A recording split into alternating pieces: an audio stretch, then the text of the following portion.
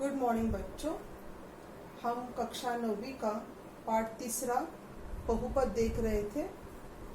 पिछले क्लास में हमने देखा था कि बहुपदों का गुणांक रूप, मानक रूप और घातांक रूप किस प्रकार से लिखा जाता है।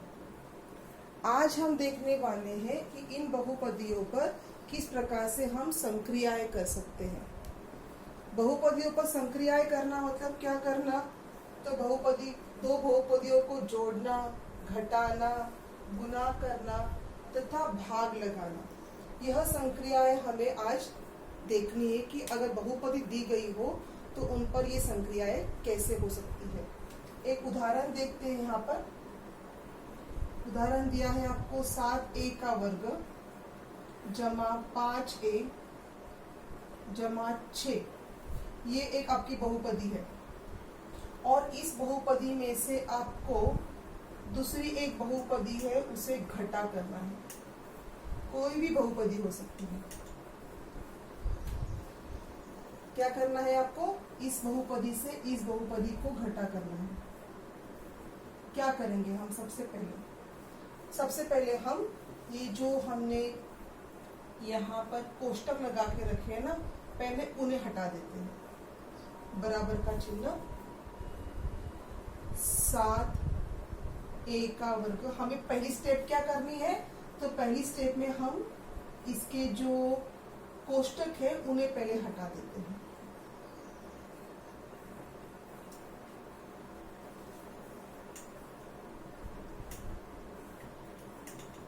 अब ध्यान दो, इधर बाहर माइनस का चिन्ह है। कोष्टक हटाने का मतलब क्या था, बाहर माइनस का चिन्ह है और ये कोष्टक बना है। तो हमने पहले भी सीखा है कि कोष्टक के बाहर यदि माइनस का चिन्ह हो तो कोष्टक के अंदर की सभी संख्याओं के चिन्ह बदल जाते हैं।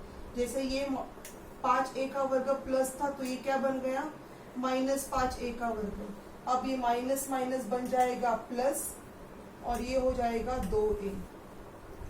बहुत जरूरी स्टेप है ये। अगर आप इस स्टेप में गलती कर बैठोगे, चिन्हों में चिन्ह गलत लगाओगे तो पूरा गणित आपका गलत हो सकता है। जब भी कोष्टक के बाहर माइनस का चिन्ह होगा तो कोष्टक के अंदर के सभी संख्याओं के चिन्ह, पदों के चिन्ह बदल जाते हैं। अब दूसरी स्टेप में हम क्या करेंगे, इस पूरे बहुपदियों को देखो आप, तो यहाँ पर आपको दिखाई देगा कि कुछ पद जो है सजातीय पद है। ये देखो, ये कुछ पद ऐसे हैं जो कि सजातीय है। सजातीय पद का अर्थ आपको पता है, जिनके चरांक जो है वो समान होते हैं उन्हें कहा जाता है सजातीय पद। ए वर्ग का पद यहाँ पर सजातीय है, ए और ए का पद यहाँ पर सजातीय है। तो हमें क्या करना है, इन सजातीय पदों को एक साथ लेना है। बराबर का चिन्ह। अब बराबर के चिन्ह के एक ही तरफ ये सब बहुपदियां हैं, इसलिए एकत्रीकरण करते वक्त या एक साथ में लेते वक्त, सजातीय पदों को एक साथ लेते वक्त या उन पर संक्रियाएं करते वक्त उनके चिन्ह नहीं बदलेंगे, क्योंकि बराबर के एक ही तरफ आपकी सभी बहुपदियां हैं। हाँ, अगर एक तरफ से दूसरी तरफ लेके जाने वाले होते थे तो चिन्ह बदलते थे। 7a का वर्ग, ये -5a का वर्ग जैसा है वैसा ही है, जमा 5a, ये इधर से 5a इधर लिखा और ये +2a, बचा क्या, +6। देखो हमने कहीं भी चिन्हों के साथ छेड़छाड़ नहीं की है। 7a का वर्ग प्लस है तो प्लस में ही आया, -5a का वर्ग -5a का वर्ग जैसा था वैसा का वैसा यहाँ पे लिखा है। अब सजातीय पदों का जमा और घटा करो। 7 में से 5 गए 2, चिन्ह बड़ी संख्या का, बड़ी संख्या थी 7 तो जमा का चिन्ह नहीं लगा, प्लस और प्लस, 5 और 2 7, +6। ये हो गया इसका उत्तर। इतना ही करना है आपको, तो कितना आसान और सरल है, कोई दिक्कत वाली बात नहीं है, कोई बहुत बड़ी बात नहीं है, इतना आसान सा है। और इसके लिए आपको पूरे 2 अंक मिलने वाले हैं। तो मुझे लगता है कि आपको इसका फायदा उठाना चाहिए और ऐसे वाले जो गणित है वो आपको और प्रैक्टिस करनी चाहिए। फिलहाल आप इसे अपनी कॉपी में उतार लो या स्क्रीनशॉट निकाल के उसके बाद में आप आराम से बैठकर इसे अपनी कॉपी में नोट कर सकते हो। आगे चलते हैं हम अगले गणित की तरफ। ये और एक उदाहरण देखो। यहाँ पर हम दो बहुपदियों का जमा करने वाले हैं, उनको जोड़ने वाले हैं, उनका योगफल करने वाले हैं। यहाँ पर ये एक बहुपदी है और ये एक बहुपदी है, ठीक है। अब सबसे पहले हम क्या करेंगे, जो मैंने आपको पहले भी कहा था पहले वाले गणित में, कि सबसे पहले हम कोष्टक को निकालेंगे। कोष्टक को यहाँ से आप पहले हटा दो। अब यहाँ पर जमा का चिन्ह है, तो जमा का चिन्ह होने के कारण कोष्टक के बाहर यदि जमा का चिन्ह हो तो कोष्टक के अंदर की संख्याओं पर उसका कोई भी प्रभाव नहीं पड़ता, यानी कि अंदर की संख्याओं के या पदों के जो चिन्ह है उन पर कोई भी असर नहीं होता। कब असर होगा, जब कोष्टक के बाहर माइनस का चिन्ह होगा तब होगा। प्लस है तो कोई फर्क नहीं पड़ता, जैसा है वैसा का वैसा ही लिखना है। जो मैं आपको एक टिप्स बता रही हूँ बीच में आप उसको ध्यान में रखो, चाहे तो कहीं लिख कर ले लो, जैसे जैसे मैं बताते जाती हूँ आपको, आप उसको तुरंत अपने नोटबुक में लिख कर रखा करो ताकि आप इसको भूल न जाओ। अब क्या करेंगे, वही करना है जो पहले किया है। जो पद सजातीय है उनको एक साथ में ले लो। जैसे ये पद सजातीय है, एक्स वर्ग वाला कोई पद नहीं है, केवल एक्स वाला भी यहाँ पर कोई पद नहीं है। हाँ, ये वाला पद है जिसको कोई चरांक नहीं है, ऐसा वाला पद यहाँ पर है। करो, एक्स घन जमा 5x का घन माइनस 2x का वर्ग। अब 2x के वर्ग वाला और कोई पद है नहीं, तो इसको जैसे का वैसे यहाँ पे लिख दो। इन पर कोई संक्रिया नहीं हो गया क्योंकि ये कोई सजातीय पद नहीं है। -9 +9, ये -9 यहाँ का है, +9 यहाँ का है। अब इन दोनों पर संक्रिया करो और इन पर संक्रिया करो। इन पर कोई संक्रिया होगी नहीं। क्यों नहीं होगी, क्योंकि ये x का वर्ग है और ये x है। x घन और 5x का घन कितने हो गए, यहाँ पर कुछ नहीं, मतलब 1 होता है, तो 6x का घन। ये जैसा का तैसा नीचे आएगा क्योंकि x वर्ग और x ये सजातीय पद नहीं है। मैं आपको बार बार बता रही हूँ ये बात, वरना आप लोग अगर इनका जमा करते बैठोगे तो गलत हो जाएगा। आपको सजातीय पद और विजातीय पद का अंतर समझ में आना चाहिए। अब यहाँ पर प्लस माइनस, माइनस 9 में से 9 गए 0, तो 0 लिखने की जरूरत है नहीं। ये आ गया आपका उत्तर। मैं बार बार दोहरा रही हूँ, सजातीय पद पहचानना सीखो। ये हो गया जोड़ने की संक्रिया, हमने योगफल किया। इसे भी आप एक बार देख लो, कॉपी में उतार लो या स्क्रीनशॉट निकालो, उसके बाद आप समय रहने के बाद आप कर सकते हो इसे पूरा अपनी कॉपी में। अब हम करेंगे गुना। ये भी बहुत ही आसान है। इससे पहले आपने बहुत बार 2 वैजिक व्यंजकों का गुना किया है, आपने बहुत बार 2 कोष्टकों का गुना किया है। आपको याद आता होगा, आपने इस प्रकार के बहुत से कोष्टक इससे पहले भी हल किए हुए हैं, आपको इनका विस्तार करना आता है। ये भी इसी प्रकार से है, ये भी, इसमें भी कोई बदलाव है ऐसा बात नहीं है। ये वही है जो यहाँ किया है वही यहाँ पे करने वाला है। क्या करेंगे, कोष्टक के बाहर की संख्या से कोष्टक के अंदर की हर एक पद को गुना करो। कोष्टक के बाहर के पद से कोष्टक के अंदर की, दूसरे कोष्टक के अंदर के हर एक पद को गुना करो। 2x से हर एक पद को गुना करना है। गुना करते वक्त चिन्हों की तरफ ध्यान देना है। पहले हम आपको सिखाने के लिए, बताने के लिए विस्तार से लिखती हूँ। पहले ये 2x, चाहे तो आपके लिए 2 अलग अलग पेन का उपयोग करते हैं ताकि आपको अच्छे समझ में आ जाए। ये 2x को हम ग्रीन पेन से लिखते हैं। होप आपको ये ग्रीन कलर दिखता हो। यस, दिखाई दे रहा है। चलो शुरू हो जाओ। 2x गुना 2x से इसको गुना करेंगे, किसको गुना करेंगे, x वर्ग, फिर माइनस का चिन्ह आएगा, 2x गुना ये वाला 2x, ठीक है ना, ये माइनस ये वाला है,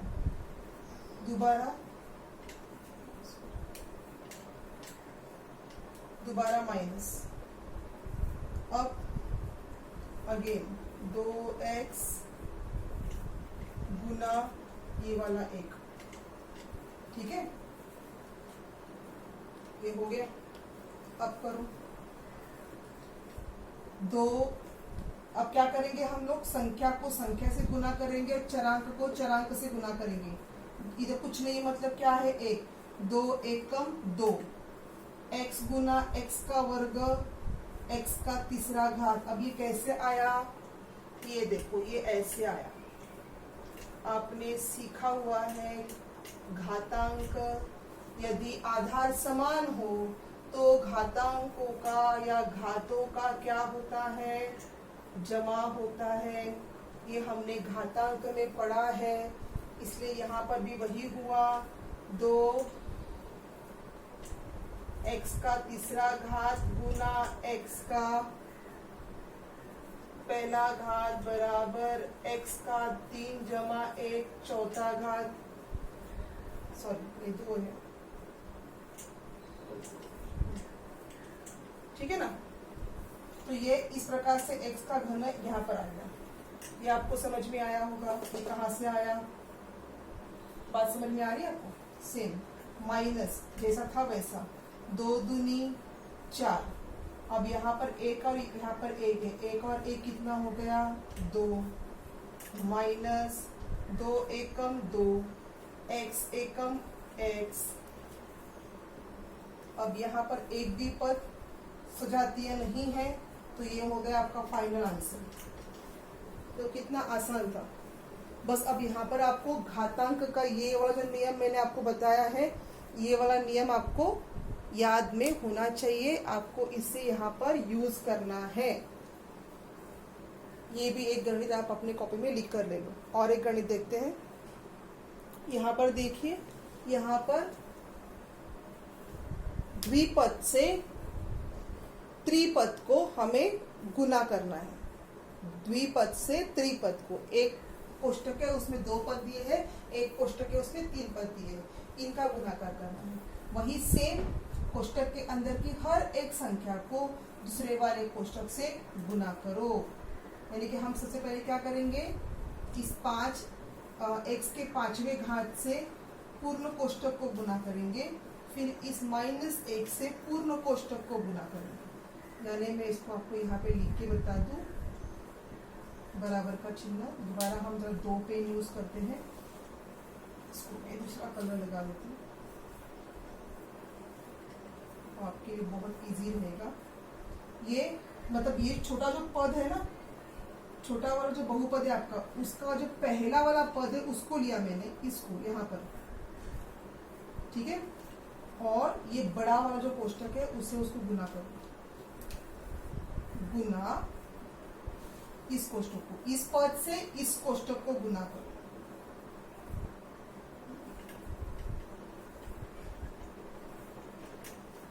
ठीक है, मुझे लगता है कि 2 पेन से आपको बात समझ में आ रही है, ताकि आपको मैं सब कुछ यहाँ पर ब्लैक ब्लैक न दिखे, इसलिए मैं आपको 2 कलर यूज करके बता रही हूँ। अब मैं क्या करूंगी बताओ। अब बचा क्या, इस कोष्टक का -1, उसको चिन्ह के साथ नीचे लेना है, चिन्ह को ऊपर रखना नहीं है। -1 का -1 नीचे आएगा। -1 से किसको गुना करना है, पूरे कोष्टक को गुना करना है। यही कोष्टक सेम यहाँ पे आएगा।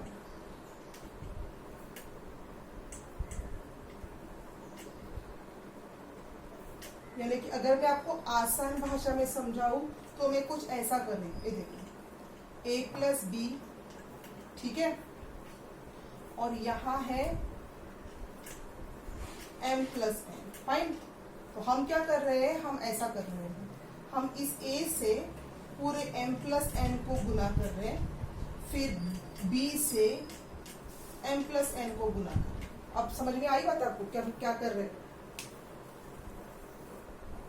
हमें ये करना है, एक पद से पूरे कोष्ठक को गुना करना है, फिर दूसरे पद से वही उसी पूरे कोष्ठक को गुना करना है।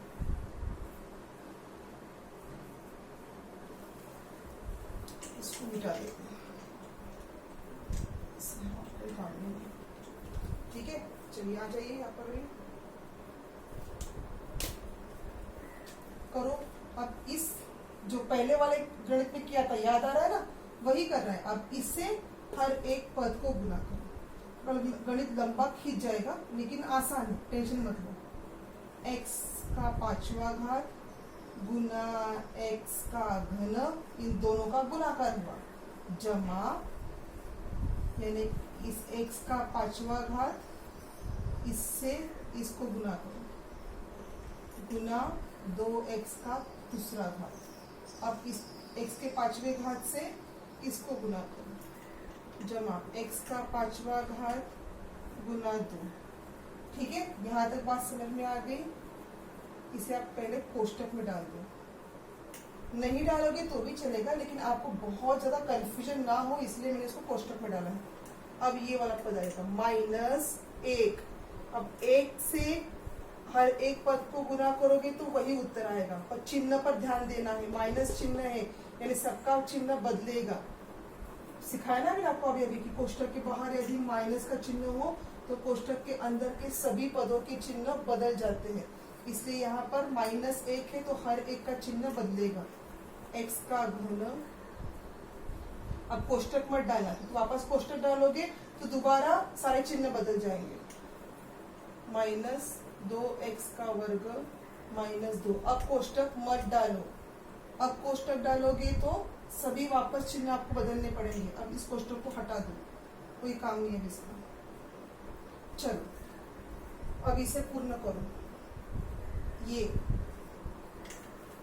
इस पद्धति से घातांक की आधार समान है, घातों का जमा करो। 5 और 3 कितने हो गए? 8, जमा x 5 और 2 कितने हो गए? 7, जमा अब यहाँ पर x के 5वें घात का कोई पद है नहीं, तो ये क्या हो गया?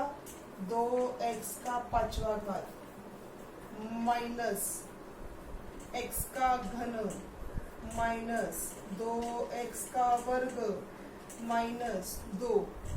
यहाँ पर ध्यान दो, पूरी तरह से इसको ठीक से देखो, निरीक्षण करो। एक भी पद यहाँ पर सजातीय पद नहीं है, इसलिए ये आपका फाइनल आंसर हो गया।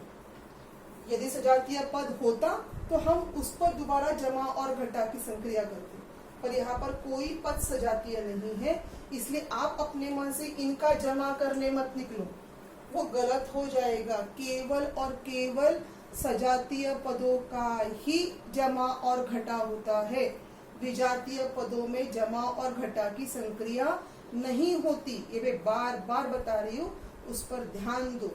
ये आप अपनी कॉपी में लिख कर ले लो।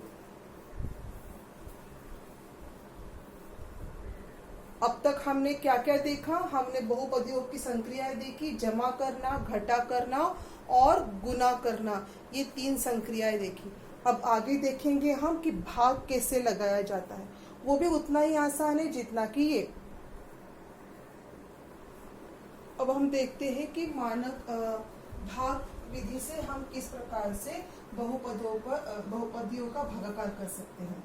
यहाँ पर x घन -64 भाग x -4, ये 2 बहुपदियां दी है, इनका भागाकार आपको करना है। अब यहाँ पर पहले आपको जान लेना चाहिए कि भाजक कौन है, भाज्य कौन है, ये आपको पहले सबसे पहले समझ में आ जाना चाहिए। ध्यान में रखिए, आप जब भी गणित करते हो, समझो अगर मैंने आपको बताया कि 16 भाग 2 करो, तो आप उसको कैसे लिखते हो भागाकार के रूप में? ये जो 2 है इस तरफ का, उसे आप यहाँ लिखते हो, ये 16 को इधर लिखते हो। बात सही है? यहाँ पे 2 को क्या कहा जाता है? 2 को कहा जाता है भाजक, यानी कि ये कुछ ऐसा रूप होता है। मैं आपको ऐसे लिख के बता, भाजक को यहाँ लिखा जाता है, यानी 2 क्या है आपका? भाजक। 16 क्या है आपका? भाज्य। जिसको भागना होता है वो होता है भाज्य, जिससे भागते हैं वो होता है भाजक। इसका जो उत्तर आता है उसे कहते हैं भागाकार। हालांकि आपको ये सब बहुत पहले छठी में सिखाया गया है, छठी, 7वीं, 8वीं में। हम दोबारा एक बार इसको यहाँ देख रहे हैं, ध्यान दें। और इनको भागाकार करते करते जो आखिरी में उत्तर आता है उसे कहा जाता है शेषफल। ये आपको मालूम होना चाहिए, यही इम्पोर्टेंट है। ये अगर आपको मालूम नहीं है तो आगे के सारे गणित जो है वो आपके गलत हो सकते हैं। अगर आपने गलती से भी भाजक की जगह भाज्य लिख दिया तो गणित गलत हो सकता है। आगे बढ़ते हैं। तो इसके अनुसार यहाँ पर आपका भाजक कौन है? ये। और भाज्य कौन है? ये। आपका जो भाज्य है उस भाज्य को सबसे पहले मानक रूप में लिखो।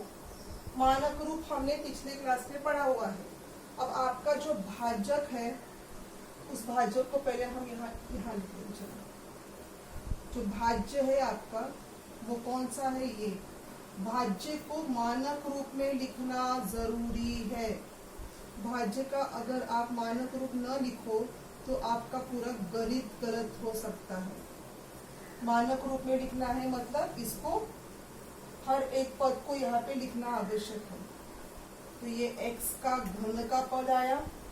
उसके बाद क्या आना चाहिए? x का वर्ग, जो यहाँ पर नहीं है तो हम उसकी जगह पे क्या लिखेंगे? 0x का वर्ग जमा 3 हो गया, 2 हो गया। अब 1 वाला पद वो भी यहाँ पर नहीं है तो उसको भी हम 0 लिखेंगे। 3, 2, 1, उसके बाद 0 का पद यहाँ पर है तो -64। समझ में आ गया होगा आपको सिखाया गया है लास्ट क्लास में। तो इस प्रकार से हमने ये मानक रूप लिखा। अब इस मानक रूप को हम भाज्य की जगह लिखेंगे। समझ में आई बात? यहाँ तक मेरे ख्याल से आपको समझ में आ गया होगा। मैं ये मिटाने वाली हूँ, मेरा बोर्ड छोटा पड़ रहा है यहाँ पर। तो आप पहले इसका स्क्रीनशॉट लिख कर ले लो, फिर मैं इसके आगे बढ़ती हूँ।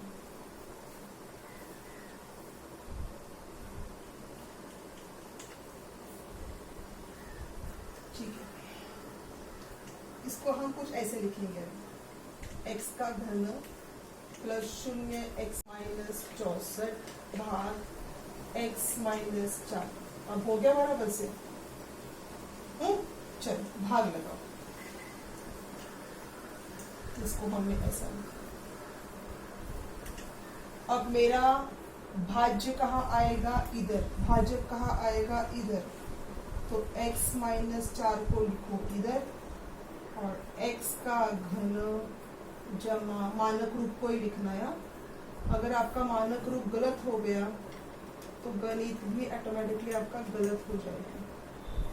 ठीक है, तो चलो आगे बढ़ते हैं।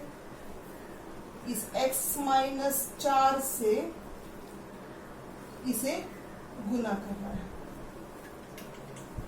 अब इसको बताने के लिए मैं आपको एक आसान सा तरीका बताती हूँ।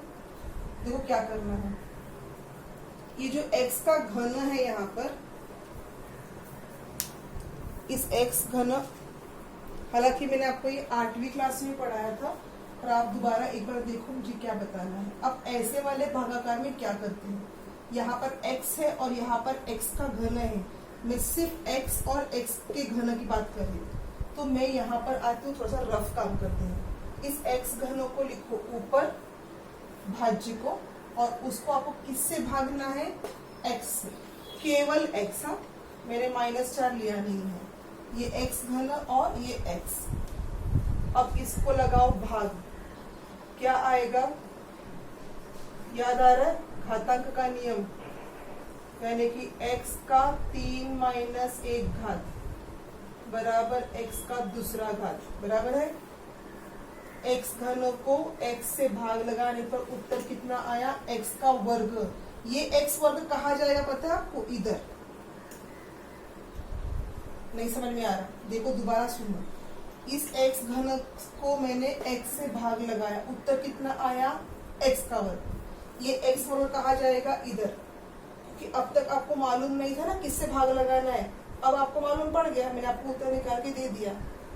तो एक्स वर्ग, अब करो गुना, एक्स वर्ग गुना एक्स, एक्स का घन, एक्स वर्ग माइनस 4, 4 एक्स का वर्ग। हो गया काम आपका आसान।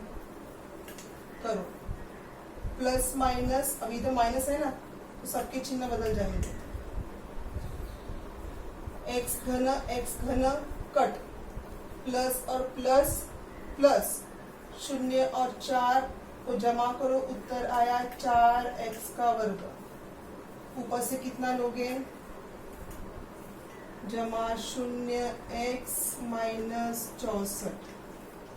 अब जैसे पहले किया था वैसे यहाँ पर करना है। 4 एक्स वर्ग को एक्स से भाग लगाओ,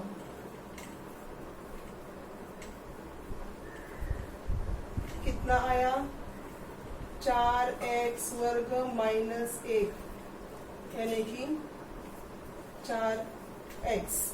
ये 4 एक्स कहाँ लिखना है, ये जाएगा इधर।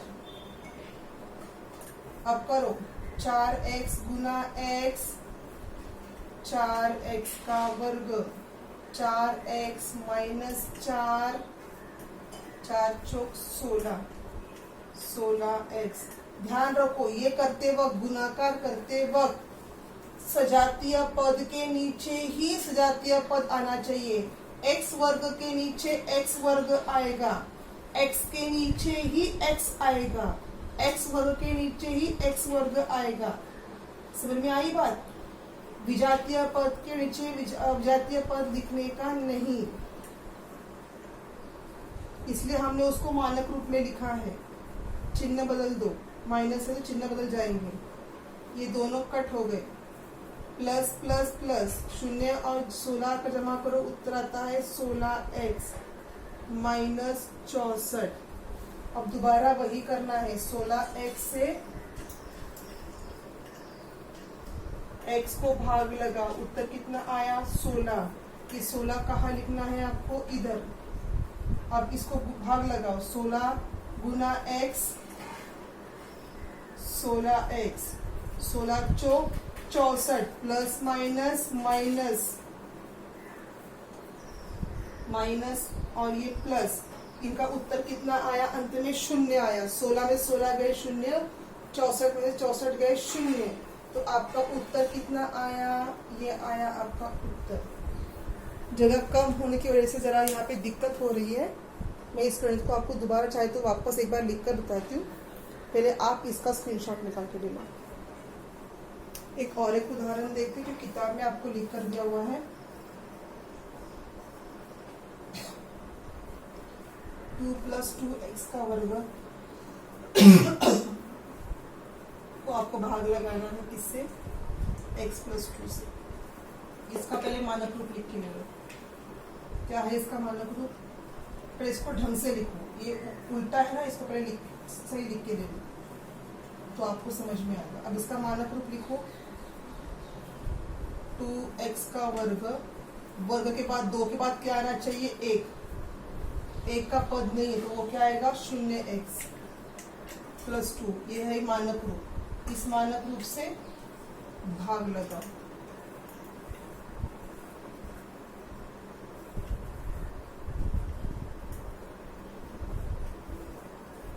सेम वही करना है, इसमें आपको बताया था।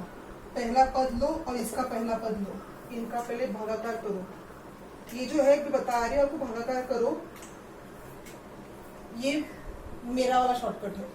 ये मैं आपको बता दूं कि ऊपर का आंसर कैसे निकालना, आसान तरीका क्या है, समझा? हर एक टीचर अपने अपने पद्धति से अलग अलग बताएगा। ये मेरी वाली पद्धति है, मुझे ये आसान लगता है इसलिए मैं ऐसे करती हूँ। तो घातांक का नियम पता है आपको, भागाकार में क्या होता है, माइनस। तो 2 में से 1 गया, कितने बचे, 1। तो ये कहाँ जाएगा, ये जाएगा ऊपर, 2x का पहला घात, लिखने की जरूरत नहीं है। अब इस 2x से इस पदों को गुना करो, 2x गुना x, 2x का वर्ग, जमा, चिन्ह को भूलना नहीं है, 2x गुना 2, 4x, सजातीय पदों के नीचे सजातीय पद लिखना है, माइनस का चिन्ह, भागाकार में माइनस करते हैं, यहाँ माइनस है इसलिए ये सारे पद बदल गए, 2 में से 2 गया, कट, प्लस माइनस माइनस, 0 में से 4 -4, ठीक है, प्लस 2, सेम, -4x से चिन्ह के साथ लेना है, हाँ, चिन्ह को छोड़ना नहीं कहीं भी, भाग लगाओ, सेम, -4x, 1 में से 1 गया, कितना बचा भाई, 0, तो 4 मतलब क्या बचेगा, -4, केवल -4, बराबर ना, सही है कि नहीं सही है, नहीं समझ में आया, चलो ये भी करो। किसी भी संख्या का घात यदि 0 हो तो उसका उत्तर क्या आता है, 1, इसका मतलब हो गया -4 गुना 1, इसलिए उत्तर आया -4।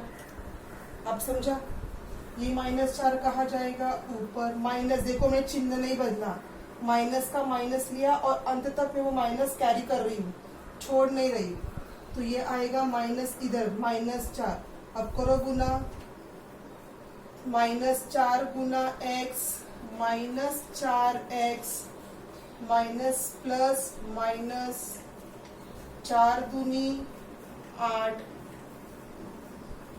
यहाँ पर है माइनस, यहाँ माइनस है इसलिए ये सब चिन्ह बदल जाएंगे, माइनस प्लस माइनस, 4 में से 4x गए, 0, प्लस प्लस प्लस, 2 और 8 हो गए 10, चिन्ह बड़ी संख्या का, तो यहाँ पर ये आपका भागाकार है और ये आपका शेषफल है, ठीक है। इसे आप भाज्य बराबर भाज्य गुना भागाकार जमा शेषफल इस रूप में लिखो, किताब में वो आपको रूप दिया हुआ है, आपको उसे उस रूप में लिखकर बताना है। अब मेरे पास यहाँ पर जगह बहुत कम है इसलिए मैं आपको लिखकर नहीं दिखा पा रही हूँ, पर जो मैं आपको स्क्रीनशॉट भेजूंगी या कुछ होमवर्क लिखकर भेजूंगी तो मैं आपको उसमें वो पूरा लिखकर दे दूंगी। मेरे ख्याल से आपको चारों संक्रियाएं समझ में आ गई होगी। तो आपका होमवर्क ये है कि आपने प्रश्न संग्रह 3.2 को अच्छे से करना है। बस इसमें एक ही आपको बदलाव ये करना है कि जो रेखीय पद्धति दी गई है ना भागाकार की, वो रेखीय पद्धति आपको इस वर्ष जो पोर्शन कैंसिल हुआ है केवल इसी वर्ष के लिए, हाँ, तो ये रेखीय पद्धति आपको नहीं है, उसे छोड़कर आप बाकी के संक्रियाओं को करो।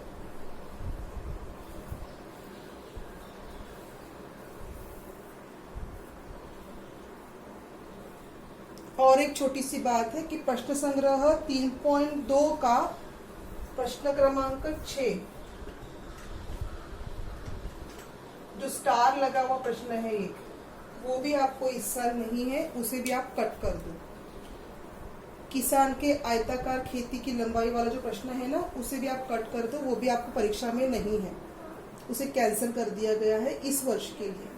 तो आप ये जो आपके सामने मैंने गणित किया है उसे आप अच्छे से करो और सभी संक्रियाओं को पूर्ण करो, प्रश्न संग्रह को पूर्ण करो, ये आपका होमवर्क है। धन्यवाद।